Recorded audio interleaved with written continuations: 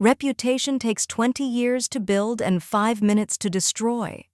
My father used to say that at every Thanksgiving dinner, swirling his expensive Merlot like he was presiding over a courtroom. I didn't realize back then that I was the 5 minutes he was so afraid of. I didn't realize that to my parents I wasn't a daughter. I was a liability that needed to be liquidated. My name is Grace. I'm 28 years old, and 12 years ago, my mother pointed at a rain-slicked driveway and told me I was dead. This is how you erase a human being in 3 pages of legal text. Before the rain, before the suitcase, there was the mask. In Portland, Oregon, the Myers family was more than just a name. We were an institution. My life was a series of staged performances. Every Saturday night, my mother, Diane, would lay out our clothes for church, coordinated shades of navy and cream, designed to signal stability to the front pew congregation of Grace Fellowship. I remember standing in front of the mirror at 16, adjusting a silk ribbon that felt like a noose. My mother would stand behind me, her hands cold as she smoothed my hair, never looking me in the eyes, only checking my reflection for flaws. "Appearances," she'd whisper, "are the only currency that never devalues." In that house we didn't have feelings, we had placements. Nathan, the pride, was in dental school. Carolyn, the beauty, was the future teacher. And then there was me, the surprise. I was the child born after the plans were finished. I wasn't a part of the blueprint, I was a renovation they hadn't budgeted for. I learned to be invisible. I learned that if I didn't make a sound, I didn't have to face the subtle disappointment etched into my father's brow every time I walked into a room. To escape the museum that was my home, I went to the downtown public library. It was the only place where the silence didn't feel like a threat. Between the dusty shelves of biographies, I could breathe. That's where I met Marcus Webb. Marcus was the complete opposite of everything my father stood for. He went to Jefferson High, a public school my parents considered a breeding ground for failure. He didn't wear tailored shirts, he wore flannel and had the faint scent of motor oil clinging to his skin from his uncle's repair shop. The first time he talked to me, I was crying over a history textbook because I'd gotten a B+ and I knew it would mean a silent dinner. Marcus didn't offer advice, he just sat across from me and pushed a bag of cheap gummy bears toward me. "Whatever it is," he said, his eyes warm and steady, "it's not as big as the world outside this room." For 2 months, Marcus was my world. He made me feel like Grace. Not the youngest Myers. Not the surprise. Just Grace. October 28, 2014. The air in Portland was crisp, smelling of wet pavement and dying leaves. I was standing in the cramped, grimy bathroom of a gas station 3 miles from my school, staring at a plastic stick. 2 pink lines. The world didn't go dark. It went silent. I could hear my own heart hammering against my ribs, a trapped bird desperate to get out. I was 16. I was a sophomore at the most prestigious academy in the city, and I was carrying the one thing that would shatter my father's 20-year reputation. I met Marcus in the park that afternoon. I was shaking so hard I couldn't speak. I showed him the test.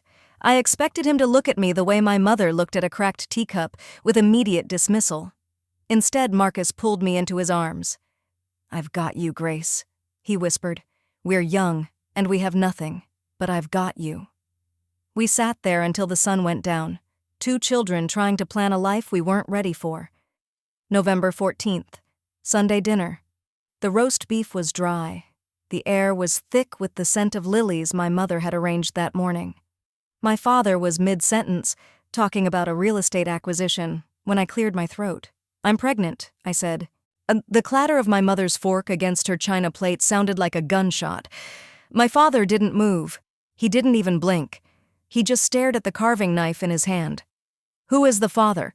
His voice was a low, dangerous rumble. "His name is Marcus. He goes to Jefferson." "A public school boy," my mother interrupted, her voice trembling not with sadness, but with pure, unadulterated rage. "A mechanic's nephew? Grace, do you have any idea what this does to your father's standing? Do you have any idea what people at the church will say?" It wasn't about me. It was never about me. It was about the church gala. It was about the law firm. It was about the mask. "You will not keep it," my father said, finally looking up. His eyes were dead. "I am," I whispered, my voice finally finding its strength. "I'm keeping my baby." My father stood up. He walked to the front door and opened it. The cold November rain began to spray into our pristine entryway. "Then you are a stranger to this house," he said. "Nathan, Carolyn, go to your rooms." My siblings, the people I'd shared every Christmas with, stood up like soldiers. They didn't look at me. They didn't say goodbye. They walked up the stairs, and I heard their doors click shut. I was standing on the porch with one suitcase by 9:15 p.m. My mother didn't even say goodbye. She just pointed toward the street. I walked until I reached the gas station, the rain soaking through my thin jacket, my suitcase feeling like it was filled with lead. 3 days later, while Marcus and I were huddled in a guest room offered by our neighbor, Mrs. Torres, a courier arrived. He handed me a certified envelope. My father didn't call. He didn't send a text. He sent a legal strike. It was 3 pages long. Notice of disinheritance. It used words like hereby, forfeit, and irrevocable. It stated that I was no longer an heir to the Myers estate. It stated that the family bore no moral or legal obligation to any child I might have. They were erasing my daughter before she was even born. They signed their names, Richard and Diane Myers, with the same flourish they used for their charity checks. I looked at those papers and realized the truth. I hadn't lost a family. I had escaped a cult of reputation. But as I watched the rain hit the window of that small room, I knew the hard part was only beginning. I was 16, pregnant, and legally invisible. And the people who were supposed to love me were already telling the world I'd moved to Europe, waiting for the memory of me to die. I kept those papers. I kept them for 12 years. I kept them through the hunger, through the nights Marcus worked double shifts, and through the day I had to bury him. I kept them until the day my parents knocked on my door in Seattle, holding a check and a lie. But to understand how I got there, you have to see the laundry room on Aurora Avenue. You have to see how a ghost builds a kingdom. Success is the best revenge, but silence is the best strategy. When I arrived in Seattle in December 2014, I didn't have a strategy. I had a toddler's car seat, a boyfriend with a cracked rib from working too hard, and exactly $64 in a jar. My parents told the world I was studying art history in Paris. The truth? I was learning the history of survival in a studio apartment above a 24-hour laundromat on Aurora Avenue. They built their reputation on a lie. I built my life on the truth they tried to bury. Seattle in winter is a different kind of cold than Portland. It's gray, damp, and indifferent. Marcus found us a studio that smelled like industrial bleach and secondhand hope. $425 a month. To most, it was a dump. To me, it was the first place where I didn't have to look over my shoulder for a Myers-approved judgment. Lily Grace was born on July 6, 2015. She came into the world screaming, a loud, defiant sound that filled the sterile hospital room. I remember holding her and whispering, "Good, never let them make you small." While I was learning how to stretch a single bag of rice for a week, my brother Nathan sent me a screenshot. It was a Facebook post from our mother. "So proud of Grace, sending us photos from the Louvre today. She's thriving in Paris." I looked at the screen, then at my cracked hands, red from scrubbing floors at a local diner. They hadn't just erased me, they had replaced me with a fictional version that didn't embarrass them. That was the moment the girl who wanted her parents' love died. The woman who wanted to destroy them was born. For 5 years, Marcus was my rock. He worked double shifts at a Ballard repair shop, on his hands always smelling of gasoline and old pennies. We had a plan. I was taking community college classes for interior design at night. We were going to get married when we could afford a cake that didn't come from a grocery store. March 15th, 2022. I was 24. Lily was almost 7. The knock on the door came at 2 a.m. You never forget the sound of a police officer's boots on a wooden floor. A delivery truck. A red light. Impact. Marcus was gone before the ambulance even arrived. I sat on the floor of that bleach-smelling apartment for 3 days, My father's law firm, Myers and Associates, was worth millions. My parents were likely at a charity gala that night. I had $12,000 in life insurance and a daughter who kept asking when Daddy was coming home. I could have called them. I could have crawled back to Portland and begged for the $250,000 they eventually offered me, but I looked at the disinheritance letter in my lockbox. No moral or legal obligation. I stood up. I went to class. I worked 3 jobs. I became the person I was always meant to be because I had no one else to rely on. 2024. The turning point. I was at a design workshop, my portfolio held together by binder clips and sheer desperation. Eleanor Vance, the legendary Queen of Seattle design, was guest lecturing. She was 60, wore sharp glasses, and looked like she could dismantle a person with a single glance. She looked at my sketches, minimalist, raw, focused on making small spaces feel like kingdoms. "Where did you study?" she asked. "The library," I said, "and a studio above a laundromat." She didn't laugh. She looked at me for a long time. "You have the one thing money can't buy, Grace. You have a perspective shaped by loss. Let's sharpen it." With Eleanor's mentorship and a loan I fought for like a lioness, I founded Hearth Home Interiors. I stopped trying to hide my past. I leaned into it. My brand wasn't about luxury. It was about belonging, because I knew what it felt like to be excluded. By 2026, I was 28. Revenue hit $4.2 million. I moved into an office overlooking Capitol Hill. Lily was thriving. I had built a fortress of success that was impenetrable. I had forgotten the sound of my father's voice. Until last Tuesday, I pulled into my driveway and saw it. A black Mercedes-Benz S-Class. Oregon plates.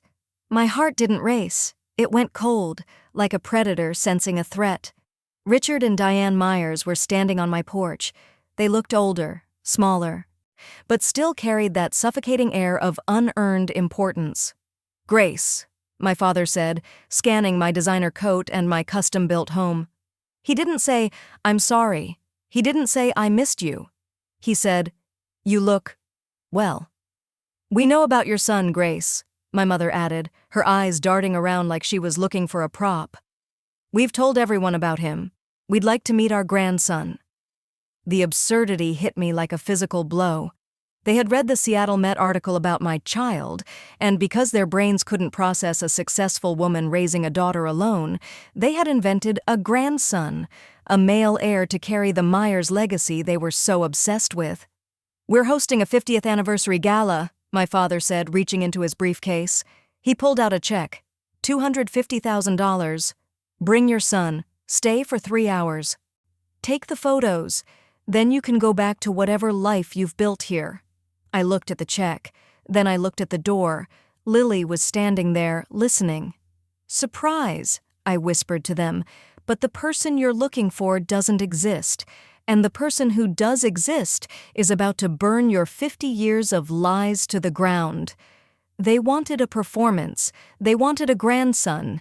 What they got instead was a live-streamed nightmare in front of every powerful person in Portland. But before I stepped onto that stage, I had to make one more phone call. To the brother who watched me leave in the rain, and the woman who saved my life when my parents wouldn't. They say the truth will set you free, but first it's going to ruin your parents' 50th anniversary party. Standing at the entrance of the Heathman Hotel, I wasn't the scared girl in the rain anymore.